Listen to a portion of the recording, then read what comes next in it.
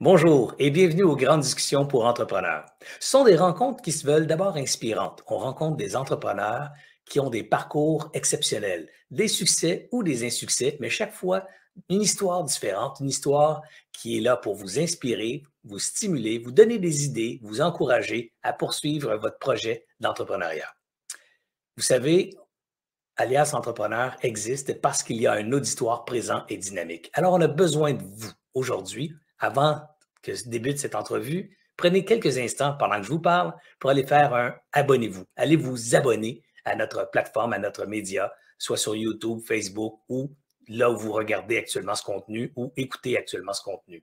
Allez également commenter et partager. Donc, partagez votre commentaire. Ça aussi, ça nous aide beaucoup parce qu'évidemment, Alias a besoin d'un auditoire dynamique et présent pour pouvoir recruter des commanditaires et financer ainsi ses activités.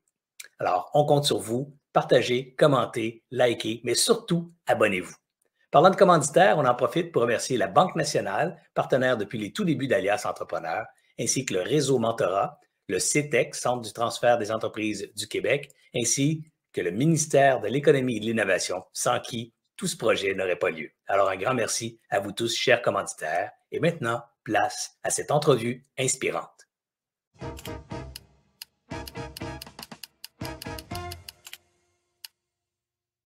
Alors, bonjour, mesdames et messieurs. Très heureux d'être avec vous pour une nouvelle discussion entre entrepreneurs, une nouvelle grande discussion avec entrepreneurs. Et aujourd'hui, j'ai quelqu'un que j'aime beaucoup, quelqu'un que je connais, que je côtoie dans mon entourage, que j'ai connu dans les dernières années avec les nouveaux défis que j'ai décidé de relever. Et j'ai appris à connaître quelqu'un d'humain, quelqu'un qui met son cœur dans son discours, dans ses décisions, mais surtout quelqu'un qui, je dirais, ajoute aussi énormément de cérébral avec son cœur. Donc, son cœur prend la conseille, la dicte ou la dirige dans ses décisions, mais rajoute un élément très cérébral, donc très solide dans ses positions, très rationnel, très réfléchi. Bref, vous allez voir une dame que j'aime beaucoup. Elle est passionnée, passionnante à écouter et définitivement un parcours qui saura vous inspirer. Elle est aujourd'hui administratrice de plusieurs sociétés dans lesquelles elle a souvent et aussi investi. Donc, elle est investisseur, elle est administratrice, elle est également membre du réseau Ange Québec. Je vous invite à découvrir avec moi Madame Ginette Mayotte. Bonjour Ginette. Bonjour Serge, voilà, je suis démasquée. Tu sais presque tout de moi déjà. Écoute, Ginette, d'abord, il faut dire à l'audience, on s'est connus dans le cadre de Ange Québec, où tu présidais le conseil d'administration du réseau Ange Québec, qui est quand même le plus grand réseau d'anges investisseurs au Canada et peut-être même en Amérique, là, mais certainement au Canada. Alors, c'est quand même pas rien là, comme mandat. Et on s'est connus également parce que tu siégeais aussi en même temps sur le conseil d'administration de AQC Capital, une firme de gestion en capital de risque que je dirige maintenant. Et à l'époque, tu étais aussi sur ce conseil d'administration-là. Donc, je t'ai connu, moi, dans le cadre de ces fonctions-là, mais surtout, je sais que tu es une entrepreneur particulièrement performante et c'est surtout de ta carrière que j'aimerais qu'on parle aujourd'hui. Et ça, tu n'en parles pas si souvent que ça. Je n'ai pas entendu si souvent ça, le récit de Ginette. Alors, je vais découvrir moi-même aussi beaucoup de choses dans cette entrevue. Alors, es-tu prête à nous ouvrir ton histoire, ton récit d'entrepreneur? On y va, on plonge. Je suis plutôt humble sur mon parcours parce que l'essence de ma vie, c'est d'apprendre, de grandir, de m'améliorer puis de devenir une meilleure personne, tu vois. Ouais, ben, ça part bien, ça part très bien parce qu'on partage ces valeurs-là aussi. Écoute, avant même de connaître l'histoire d'entrepreneur, qui t'a mené au succès que tu as connu. Bien que souvent, les gens qui sont moins connus, on devrait commencer en disant qu'est-ce que tu as connu comme succès pour qu'après, on écoute l'histoire en se disant oh my God, c'est elle qui a tout fait ça. Mais j'aimerais mieux qu'on parte très humblement, puis qu'on parte de l'histoire du début, puis on découvre à travers ton histoire les grands accomplissements que tu as fait. Alors, partons du début. Est-ce que Ginette Mayotte, c'est une jeune adolescente, une jeune adulte qui baigne dans l'entrepreneuriat ou c'est un rêve qui a pris naissance quand tu étais jeune ou c'est une inspiration qui est arrivée plus tard? Comment ça se passe dans la tête et le cœur de la jeune Ginette? J'y vais rapidement pour ce volet qui date d'il y a tellement d'années. bébé d'une famille de 4 enfants. On habite en campagne dans un cul-de-sac. Mon papa est vice-président d'une société. Il rêve, lui, d'entrepreneuriat et j'apprends avec le temps que c'est ma mère, en fait, qui a des atomes de gestion et de contrôle et de structurer et tout ça. Mais moi, par définition, je suis un enfant relativement sage. Dans mon cadre, je suis une bonne élève, j'ai des bons résultats. Ce que je veux, c'est clair, c'est travailler dans un bureau. Donc, je fais ce que plusieurs jeunes filles faisaient à cette époque. Je fais un cours de secrétaire, mais bilingue. Tu sais, j'augmente un petit peu le niveau de difficulté. Pendant mes études, bon, je trouve un chum, je fais toute la petite patente parfaite, là. Je me marie, après ça, on construit une maison, puis après ça, c'est le temps des bébés.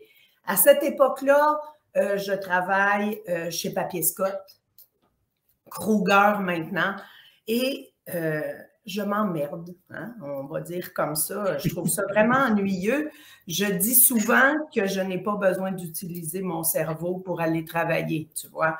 Alors, je trouvais ça plate, tellement que malgré mes 2 enfants, je m'inscris à l'université pour aller faire des cours du soir. Je fais 2 certificats, mais je m'ennuie encore. Je change de travail entre-temps et pendant un de mes congés de maternité, mon papa, qui était devenu courtier d'assurance entre-temps, m'interpelle pour dire « Hey, tu ne viendrais pas me donner un coup de main, moi, la collection de comptes, la discussion avec les clients, j'aurais besoin d'aide. » Parfait. Ça me désennuie parce que vous comprendrez que congé de maternité à la maison, je m'ennuie encore. Alors, j'apprends le travail de courtier sur le tas et j'adore ça. J'adore ça. Alors, j'ai commandé les gros cartables et autodidacte un peu, j'ai étudié les cartables, je suis allée passer les examens et je suis devenue courtier. C'était difficile, les examens à l'époque. Fastidieux, j'aime pas étudier. Et j'ai vraiment aimé ça. J'ai vraiment aimé le contact avec les humains en assurance. Puis vous comprendrez que de vendre de l'assurance de dommages, hein, on assurait les fermes. Mon père était spécialisé dans l'assurance des fermes. Assurer les gens, c'est tout le temps quelque chose qu'ils ne veulent pas nécessairement et qu'ils n'apprécient pas. Donc, je ne le sais pas à cette époque-là, mais j'apprends à négocier, j'apprends à me positionner stratégiquement, j'apprends à être à l'écoute des besoins et j'apprends à faire une offre de service qui convient à la réalité de ces clients-là.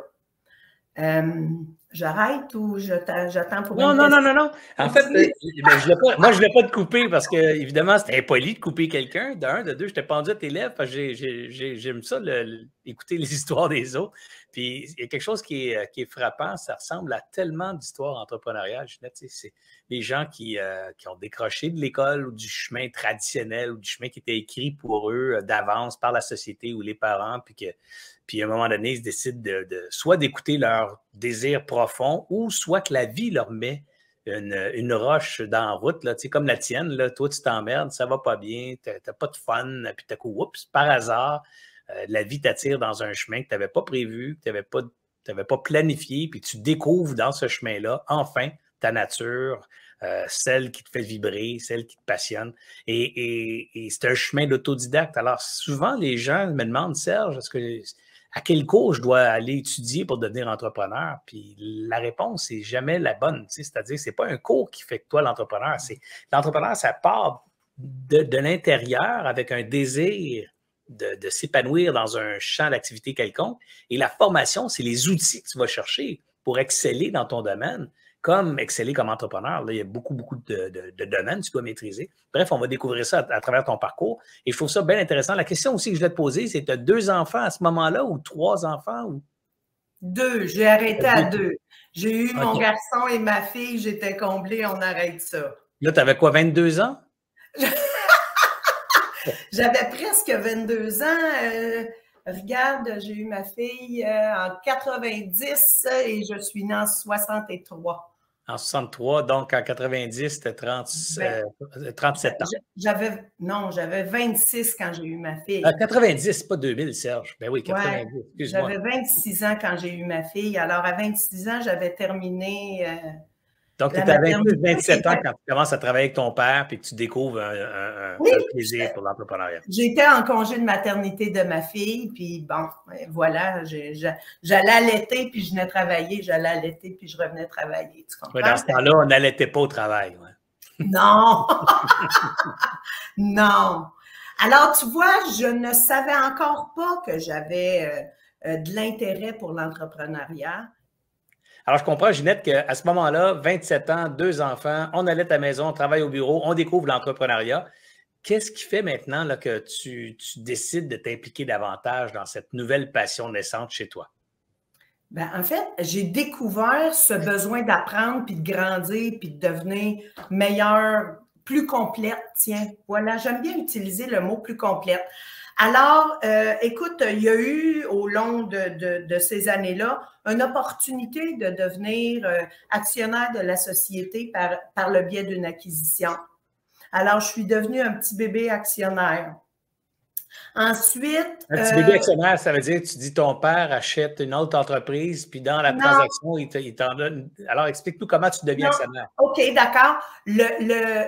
Mon père travaille pour une firme qui se fait acheter par une autre firme. Ah, OK, OK. Alors, moi, je vais donner un coup de main à mon père et la nouvelle firme, qui s'appelle à l'époque Assurance Lambert, fait une autre acquisition et je deviens actionnaire un petit peu de cette autre acquisition-là parce que au fil du temps, il a découvert, le nouveau patron de mon père, que j'étais très engagée, performante. J'ai besoin de livrer de la performance. J'ai besoin de faire le chemin du point A au point B, le chemin le plus court pour être le plus performant, collecter mes comptes, calculer qu'est-ce que j'ai comme vente potentielle dans mon pipeline, dans mon pipeline. On va finir l'année à combien, des projections. J'ai vraiment tripé sur ce volet-là, d'être plus performant. Puis là, bien sûr, le défi d'être la plus performante ou l'équipe avec mon père, les plus performants du bureau. Tu sais, il y avait des concours comme ça, puis j'adorais ça. Alors, il a découvert vite fait que j'étais inspirante pour d'autres, puis que je pouvais lui être utile. Hein? Donc, ce nouvel acquéreur-là voit en Ginette un potentiel qu'il veut développer et il te met actionnaire. Il te vend des actions ou il t'en donne pour que tu deviennes actionnaire un petit peu comme tu le décris là, dans cette nouvelle société? Offert. Donc, il te les donne. Il te donne carrément. Il m'offre une portion d'actions et il achète aussi un autre bureau à Louisville dont il me met gestionnaire. Et ce bureau-là a atteint des croissances de fou, un positionnement. Moi, je participais à toutes les choses de chambre de commerce et tout. Je déposais ma candidature pour gagner le harfang de l'année. On gagnait plein de choses. J'avais une toute petite équipe, mais wow, quel plaisir j'ai eu là. Et j'ai appris vraiment beaucoup. J'ai appris à me dépasser, j'ai appris à découvrir que d'aller au-delà de sa zone de confort, c'est exceptionnel. C'est fou ce qu'on apprend en faisant ça. C'est comme ça qu'on grandit, en fait. Hein? C'est en sortant de sa zone de confort qu'on apprend à découvrir des nouvelles limites ou à repousser des anciennes limites. Bref, on grandit certainement dans ces zones-là. Et on s'entend pour tout le monde, là. Se dépasser, ce n'est pas que se dépasser du côté affaires, hein. C'est aussi se dépasser du côté personnel parce que aller dans des soirées où tu connais personne, puis oser, moi j'appelle ça moi, je me disais que j'étais une intuitive qui osait. Donc, oser aller parler aux gens, serrer des mains, oser dire j'étais qui, puis pourquoi j'avais besoin d'eux dans mon entreprise, puis pourquoi je voulais faire équipe avec eux, puis pourquoi je voulais les avoir comme clients, puis comment j'apprendrais avec eux et tout. J'osais faire ça. Et en faisant ça, non seulement c'est moi qui grandissais, mais je grandissais avec ma communauté. Et tu vois, c'est un lien qui me tient encore aujourd'hui, tu auras compris. On s'arrête une minute, OK? Et je fais juste un petit pas de recul. En étant comme ça, ma vie privée a pris une autre tangente. Tu sais, j'ai laissé le père de mes enfants et je me suis retrouvée avec le monsieur Lambert en question de Assurance Lambert. OK, celui qui avait acheté ton père, ou du moins qui avait acheté l'entreprise de ton père, qui avait acheté l'autre cabinet. OK, donc tu t'as changé de couple finalement. Un entrepreneur, cet homme-là, c'est un vrai entrepreneur né d'un père entrepreneur. Alors, j'ai appris beaucoup, beaucoup à ses côtés parce qu'il osait des choses que moi, je n'aurais pas osé.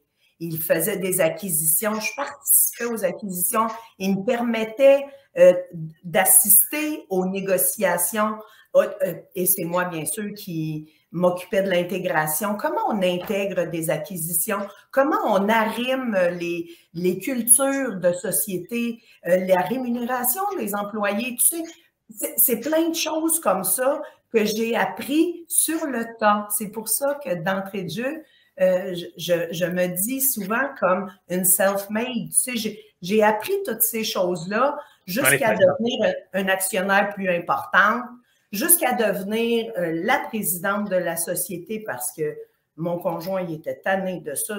Mon conjoint, c'est un expert en assurance, un vrai expert en assurance. Alors que moi, c'est la direction, la gestion, le positionnement stratégique, ça me fascine, ça m'anime. Alors, on a changé les rôles. Lui, il est devenu un expert en assurance, beaucoup plus heureux, moins de stress, il était bien. Moins de gestion de personnel, pas de...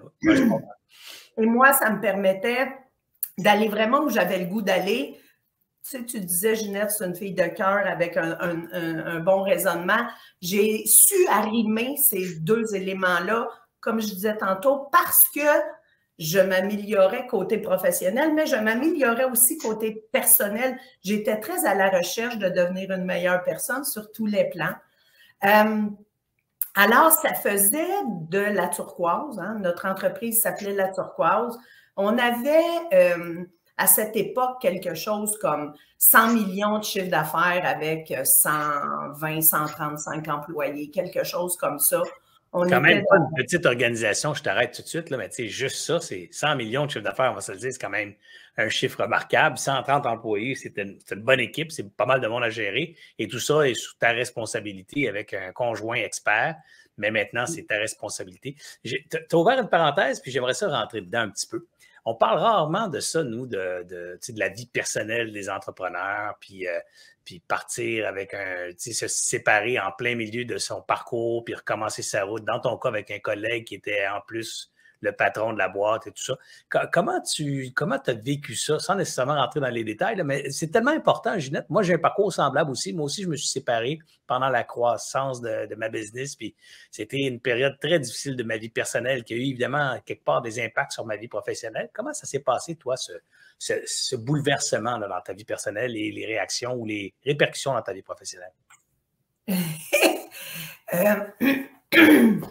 Tu n'es pas obligé d'aller là. Hein. Moi, j'y vais parce que je trouve ça intéressant. Là, mais si tu, je suis d'accord, mais tu sais, Serge, moi, je dirais que ça fait partie du concept de l'intuitive qui ose.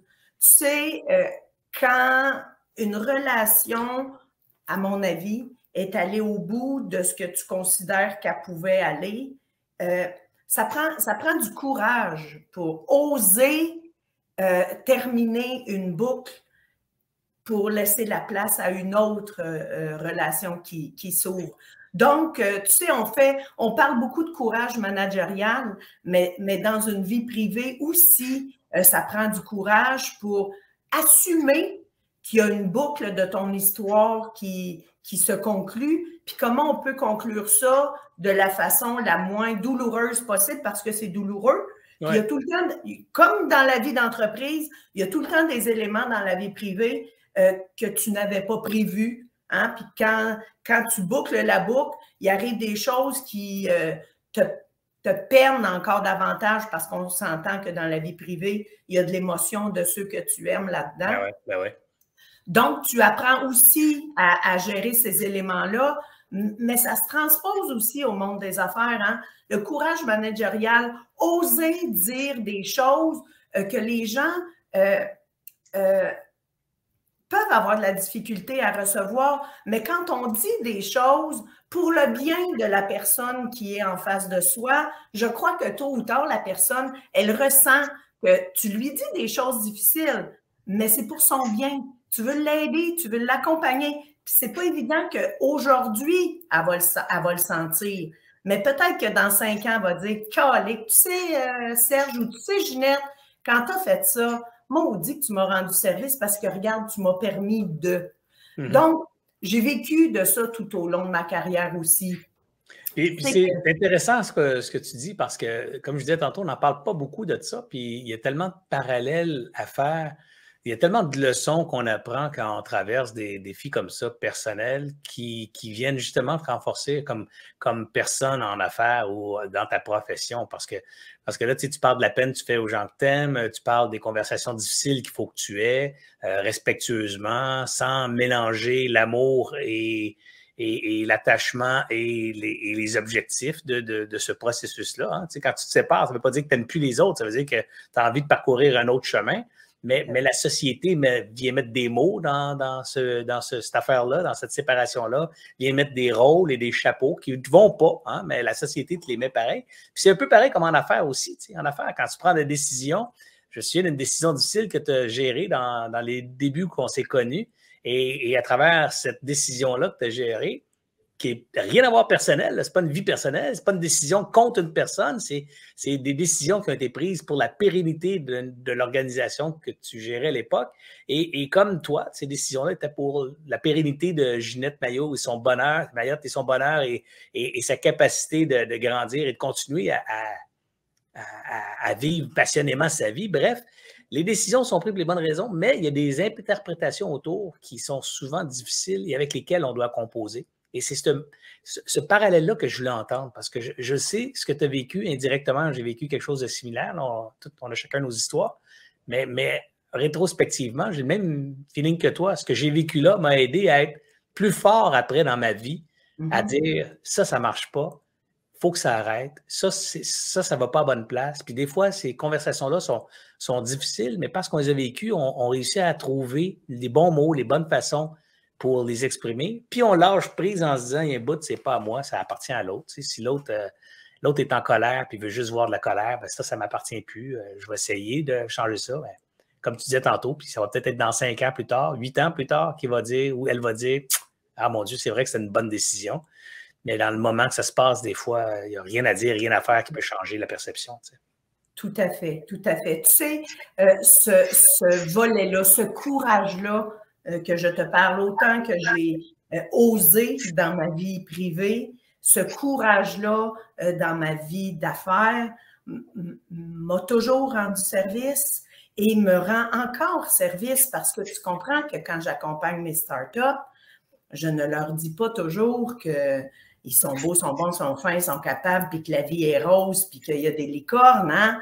Alors, comment on adresse les vraies affaires dans le respect, puis, tu sais, je serais portée à dire dans l'amour. J'ai appris au fil du temps à aimer les gens qui sont dans mon environnement. Puis quand je dis des choses comme ça, je le dis vraiment avec amour. Tu sais, dans mon association au niveau de mon cabinet La Turquoise, j'étais au départ avec mon conjoint et ma sœur et un autre associé. Et mon fils et ma fille sont venus travailler, mais un jour, tu sais, ça faisait beaucoup de casquettes, hein? Présidente, sœur, conjointe, mère, actionnaire, ça fait beaucoup de casquettes. quand est-ce qu'on met la bonne casquette pour la bonne intervention? Tu sais, moi, si j'ai quelque chose à partager fort à l'auditoire, à ton auditoire, tout à fait, c'est comme oser aborder les vraies affaires avec des mots constructifs au lieu des mots accusateurs, et sachez quelle casquette vous êtes en train de porter. Parce que c'est difficile de porter la bonne casquette. Ouais, puis je rajouterais, Ginette, assure-toi aussi que l'autre sait laquelle qui est sur ta tête à ce moment-là. Parce que des fois, toi, tu peux dire, je te parle à titre d'actionnaire. Tu ne l'as pas dit, mais dans ta tête, tu parles à titre d'actionnaire. L'autre, il pense que tu parles à titre de mère. Puis le bordel pogne dans son interprétation. Alors que la réalité, c'est l'actionnaire là, qui parle. Là, puis en tant qu'actionnaire, voici ma position. Il y a c'est tellement important. Il y a une activité qu'on avait faite à l'époque, ça s'appelait les chapeaux de Bono. Et ça nous aidait vraiment à adresser, puis on les a laissés longtemps sur la table de conférence, puis on dit, OK, attends un peu, avec quel chapeau tu es en train de me parler? Et ça aidait tout le monde à mieux se positionner sur qu'est-ce qu'on est en train de dire, à qui, avec quel chapeau. Donc, dans tout ça, j'ai eu aussi à remercier mon fils de la turquoise, puis tu comprends que je n'ai pas fait ça contre lui. Tu sais, j'ai osé adresser quelque chose. Puis ça a pris quelques années avant que ça passe ici. Mais aujourd'hui, mon fils, il est propriétaire d'une entreprise. Il fait partie de ta cible, d'ailleurs. Il fait partie d'une entreprise. Il y a un instinct d'entrepreneur. Il se positionne. Une fois de temps en temps, il appelle sa mère pour dire « Qu'est-ce que tu en dis de telle chose? » Moi, je pose beaucoup de questions, puis je le laisse repartir. C'est son call, c'est son entreprise, c'est ses décisions.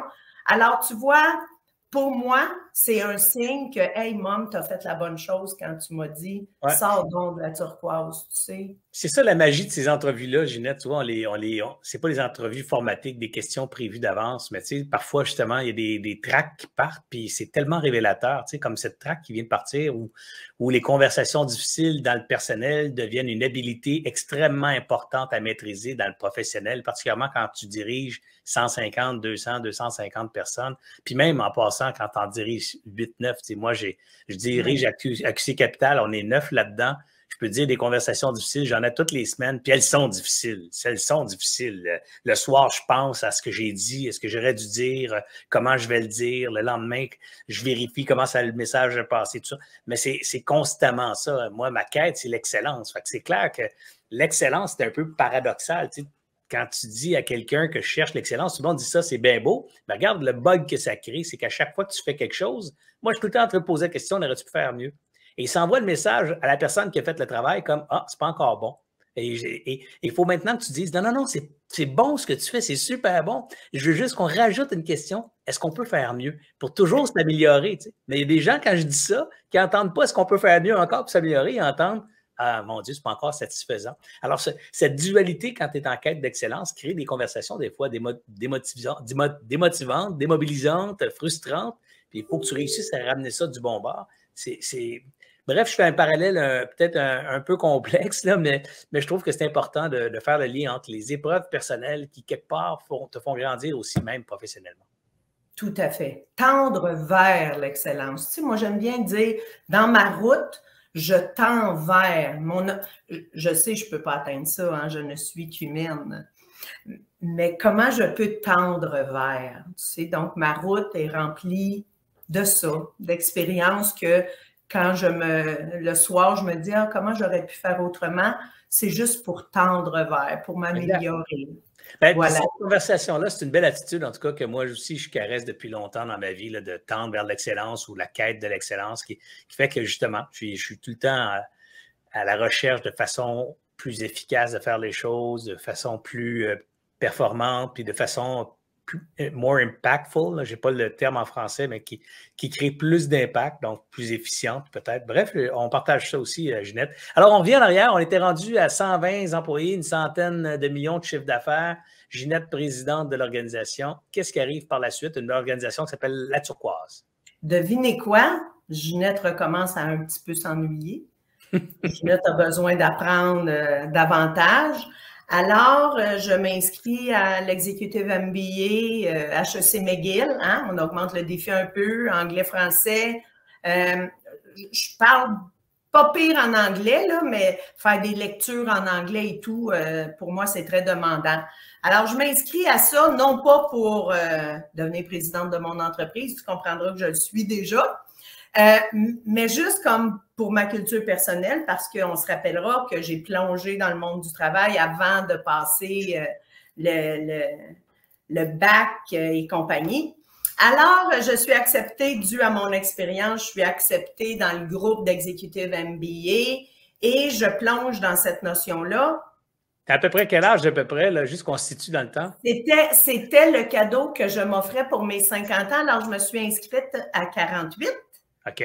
Pour en pouvoir 50, avoir mon diplôme. Ben oui, j'ai mon diplôme à 50 ans. Alors, à 48 ans, je commence ça et ça m'a rappelé des notions de ce que j'aimais pas de l'école. Hein? Tu es obligé d'apprendre des choses parce que le prof, c'est ça qu'il veut, alors que dans ton fort intérieur, tu trouves pas que c'est ça qui fait du sens. Mais puisqu'il faut que tu passes, ben tu fais ce qu'il faut.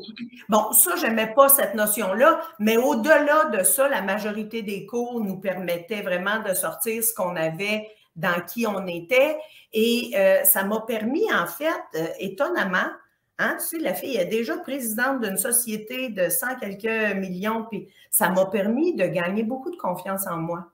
Moi, envers moi-même.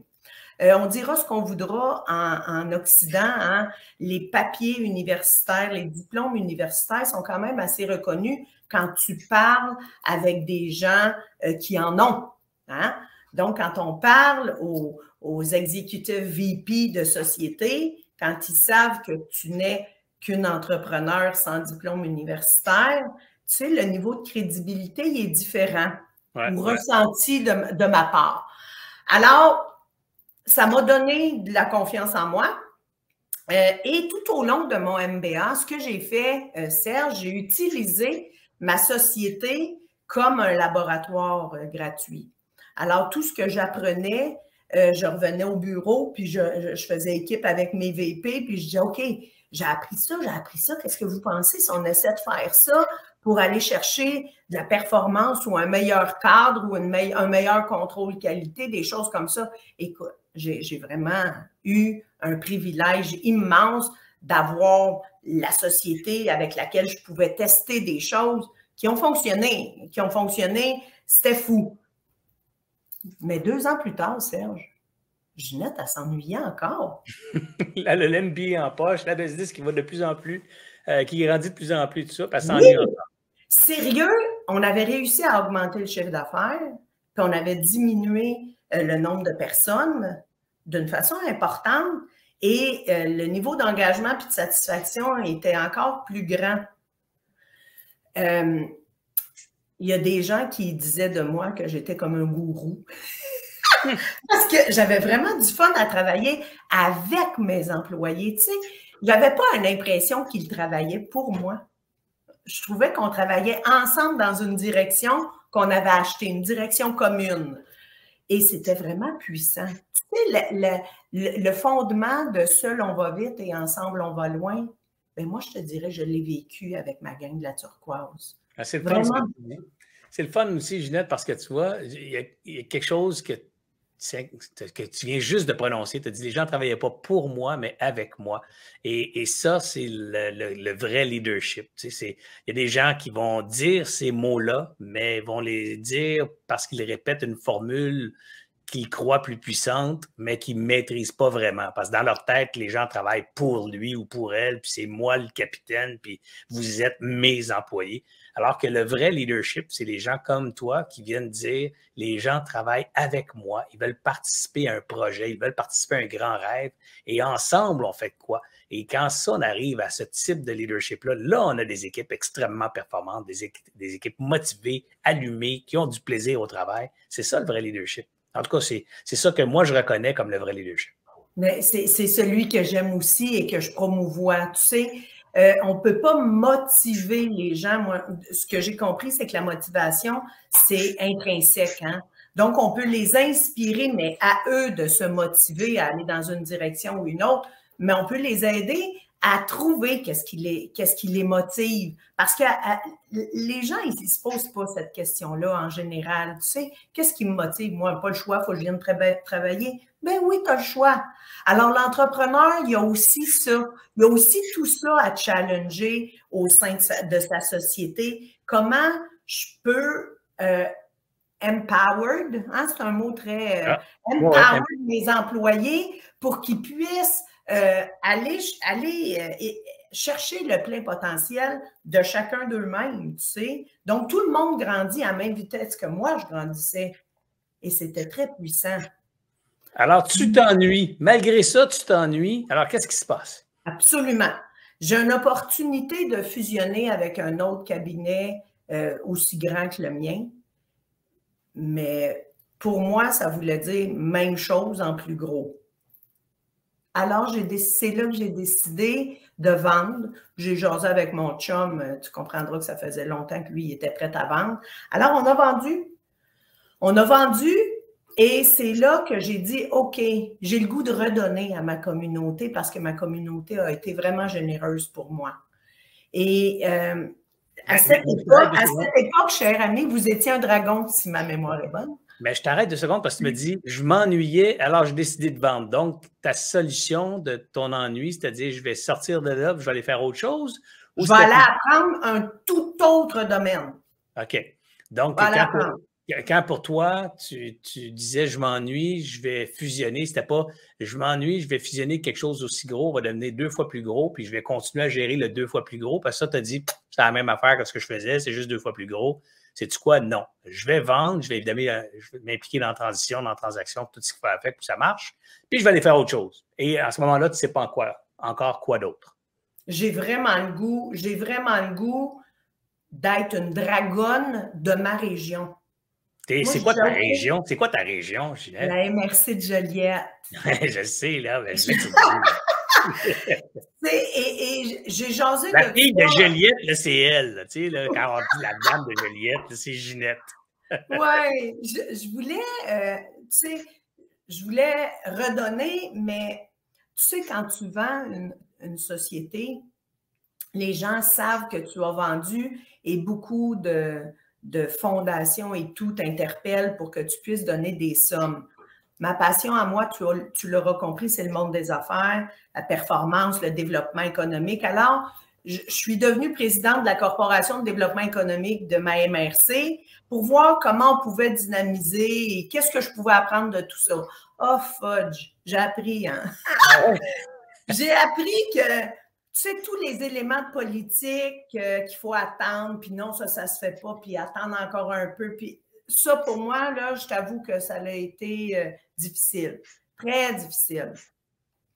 Très difficile. Il y a un constat, il y a un plan. Pourquoi on ne peut pas passer à l'action? Ben non, là, il faut que ça passe à MRC, les élus. Les élus, ce n'est pas dans leur priorité. On tombe à la 3e réunion, fait que ça va être dans tant de mois, puis ils nous donnent un temps d'antenne minime pour aller y parler. Fait ça, pour moi, ça a été un apprentissage. Je voulais apprendre. J'ai été gâtée. J'ai appris à lâcher prise. J'ai appris à faire du mais quand même, on a réussi à lever le Living Lab La Naudière ici, qui aujourd'hui est une belle fierté pour moi puis pour ma région. Ça s'en vient, là. Tu sais, alors j'ai continué d'être, je dirais, inspirante à ma façon, mais j'ai appris beaucoup de... Prends ton temps, Ginette, prends le temps de respirer. Puis tu as aussi décidé de devenir dragonne aussi, à ton sens, là, dans le sens que tu n'es Voilà. pas dragonne à la télé, mais à partir de ces moments-là, tu t'es impliqué dans le réseau Ange Québec, je présume. En même temps, je suis devenue un ange pour apprendre ce rôle d'ange investisseur. Comment on fait? Qu'est-ce qu'on apprend? Et on sait que le réseau Ange Québec, tu comprends, qu'il nous donne plein de formations pour qu'on apprivoise ça, pour qu'on sache qu'est-ce qui est important et tout ça. Il y a des rencontres où on peut apprendre de d'autres anges qui ont plus d'expérience que nous. Alors, pour moi, ça a été un réseau fantastique où j'ai appris vraiment beaucoup de choses, où j'ai rencontré des gens de qualité de plein de domaines différents, de plein d'industries différentes. Alors, mon besoin d'apprendre a été vraiment comblé parce que je pouvais poser des questions tant que je voulais. Et tu sais, Serge, ce que j'apprends à travers tout ça, c'est qu'une business dans un domaine ou dans un autre domaine, les fondements demeurent les mêmes. Oui, tout à fait. Hein? Les fondements demeurent les mêmes. Oui, tout à fait. C'est ce que je pense aussi. C'est la base, en fait, des bons investisseurs. C'est ceux qui sont capables de bien connaître ces fondements-là puis d'en varier l'intensité selon les situations. Tu sais. Mais c'est comme une recette à 3 ingrédients, là, mais chaque fois que tu la fais, cette recette-là, la quantité d'ingrédients, la température du four, la température de l'eau, tout ça varie un peu en fonction du contexte dans lequel tu fais ta recette, mais ça reste quelque part les mêmes ingrédients. Tu sais, et ça donne des saveurs différentes. Oui, oui, oui. Alors, OK, je retiens ça, j'apprends tout ça, puis tu comprendras que j'ai toujours des choses à dire, des questions pour comprendre. Alors, je suis devenue administratrice de ce réseau et j'étais une administratrice tellement curieuse, voulant mieux comprendre la structure que je me suis retrouvée présidente de ce réseau-là, qui était un réseau qui avait une dizaine d'années. Présidente du conseil, hein? Présidente du conseil d'administration. Oui, présidente du conseil. Oui, présidente du conseil. Merci pour la précision. Un réseau qui avait une dizaine d'années, qui avait besoin de se repositionner avec l'évolution de l'écosystème et tout ça. Donc, on a procédé à cette évolution-là. Puis, comme on disait tantôt, ça a pris beaucoup de courage, de oser dire les affaires et tout. Puis c'est ce qui fait qu'aujourd'hui, le réseau Ange Québec a une orientation tout à fait ajustée à sa réalité, dirigée par Geneviève, qui est très inspirante aussi. Geneviève Tanguay, là, pour ceux qui se demandent, c'est qui Geneviève? Oui, Geneviève Tanguay. Oui, Geneviève Tanguay, qui travaille en équipe avec toi quand tu portes ton chapeau à Capital. Alors voilà, c'est une autre façon d'aider notre communauté hein, à travers les startups. Bon, comme tu disais d'entrée de jeu, il y a des startups dans lesquelles j'ai investi, que je suis sur le conseil d'administration. Pour Néolégal, ben, je suis présidente exécutive. Donc, j'ai un petit peu plus les mains dans le challenge de l'opération stratégique. Mais voilà, je fais en fait ce qui me passionne encore.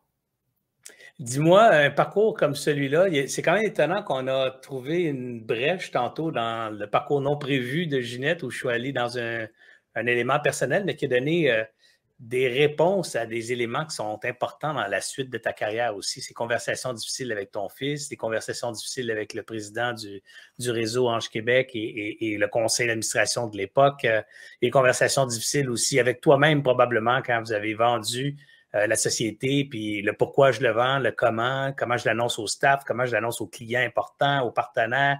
Tu sais, tout ça a été aussi le résultat d'apprentissages qui viennent d'épreuves personnelles transposées dans la vie professionnelle.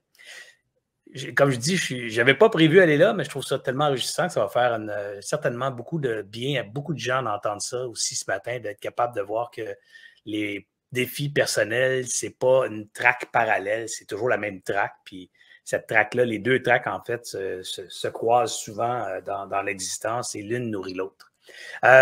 Ginette, quels sont ces... Je suis le fils de Ginette aujourd'hui. Puis là, Ginette, elle parle à son fils entrepreneur. Là, puis son fils, il dit, maman, c'est quoi les 3-4 grands conseils que tu me donnes là, pour avoir du succès à long terme encore dans ma business? Là. Donc, pas change la couleur de mon logo ou améliore, je ne sais pas moi, le lettrage sur mon camion. Là, mais c'est quoi les 3-4 grandes clés, maman, que je dois avoir dans mon trousseau là, pour avoir du succès à long terme avec ma business? Qu'est-ce que tu dirais à ton fils? Je lui dirais, en fait, de faire ce qu'il fait parce qu'il est très à l'écoute. Je lui dirais de créer l'entreprise qui lui ressemble à lui et non pas à moi ou au voisin qui dit oui, mais il faut que tu achètes, il faut que tu grandisses, il faut que tu deviennes plus beau. Rapproche-toi tout le temps de qui tu es, sache qui tu es, fais une entreprise qui te ressemble avec tes valeurs et prends soin de ton monde. Tu sais, tantôt, je te disais que j'ai appris à travailler avec mon monde et non pas de faire travailler mon monde pour moi. Et ce fut ça, une révélation tellement puissante, Serge, que encore aujourd'hui, je suis convaincue que c'est la recette pour atteindre des sommets inégalés, c'est de faire équipe avec son monde, puis de les aider hein, à eux aussi devenir des meilleures personnes plus complètes. Alors ça, pour moi, c'est une recette claire de succès et sache où tu t'en vas.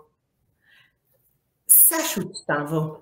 Donc, connais-toi, crée une entreprise qui te ressemble, prends soin de ton monde, puis sache où tu t'en vas. Sois au clair avec la direction que tu prends. Sois au clair avec ça.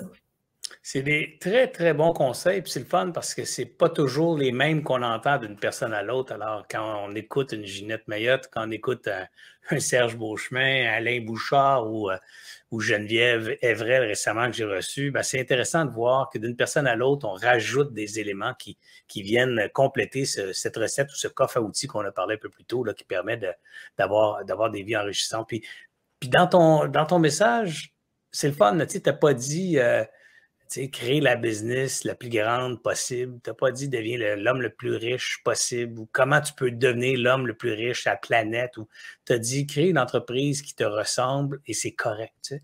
Et ça, c'est important. C'est ça le succès, en fait. Tu sais. Le succès, c'est de se définir des objectifs qui nous conviennent, des objectifs qui nous allument parce qu'ils sont assez ambitieux pour nous exciter à aller plus loin que notre zone de confort, comme on parlait tantôt. Mais des objectifs qui nous satisfassent, nous. Ce n'est pas des objectifs qui doivent satisfaire la communauté ou encore simplement l'ego. Et ça, c'est drôlement important de trouver cet équilibre-là. Et c'est ce que j'entends dans ce que tu raconterais à ton fils, en tout cas. Là. Tout à fait. Tout à fait. Et il est un bon élève. Hein? Il est très, très bon. Parfois, l'élève dépasse le maître. Oui, ben c'est ça. C'est bien ce que j'y souhaite parce que s'il dépasse le maître, il va faire tout un impact dans la belle région de Joliette. Il doit être dans ton coin aussi. Absolument. Il est à Joliette. Écoute, Ginette, un grand merci de t'être prêtée au jeu, d'avoir aussi accepté d'ouvrir une porte sur ton intimité et ta vie personnelle qui a été, à mon avis, le point tournant de notre entrevue. C'était très enrichissant de voir que des défis personnels peuvent donner d'aussi belles leçons qui s'appliquent aux affaires aussi et de nous rappeler à tous notre propre humanité, hein, que l'un ne va pas sans l'autre, que le parcours professionnel, c'est pas vrai que c'est un parcours différent que le parcours personnel. Les deux sont très liés, très fortement liés d'ailleurs. Alors, un grand merci à toi d'avoir accepté, un, d'être prêt au jeu, deux, d'avoir ouvert cette porte-là et de nous avoir permis de faire ce parallèle si important. Grâce à toi, Serge, j'ai fait un parallèle que je n'avais jamais fait jusqu'à maintenant. Bon, tu vois, c'est grâce à l'univers. Moi, je n'avais pas prémédité non plus. Alors, c'est cette magie de mettre des gens ensemble puis de rester dans l'authenticité qui permet ce genre de cadeau-là. Alors, encore une fois, un grand merci à toi, Ginette. Et je m'adresse maintenant à vous, chère audience. Un grand merci d'avoir été là. Si vous avez aimé l'entrevue, on vous invite, comme d'habitude, à la partager dans votre réseau, à commenter. Donc, simplement dire, écrire quelque part que vous avez aimé ça, à vous abonner aux médias sur lesquels vous l'avez écouté. Donc, si vous l'avez écouté sur un podcast, ben, abonnez-vous à la chaîne. Sur YouTube, abonnez-vous à la chaîne. Sur LinkedIn, abonnez-vous à la page Alias. Bref, il faut s'abonner. C'est comme ça qu'Alias peut, comme organisation, grandir. C'est en grandissant son audience et du coup, en pouvant attirer des commanditaires et faire tourner cette fameuse roue dont on a tous besoin, c'est-à-dire celle des revenus pour payer les salaires puis continuer à développer du bon contenu. Sur ce, ces mots un peu business pratiques en fin d'entrevue, je vous remercie d'avoir été là. Et je vous souhaite à tous une belle fin de journée. Ici Serge Beauchemin, alias Entrepreneur.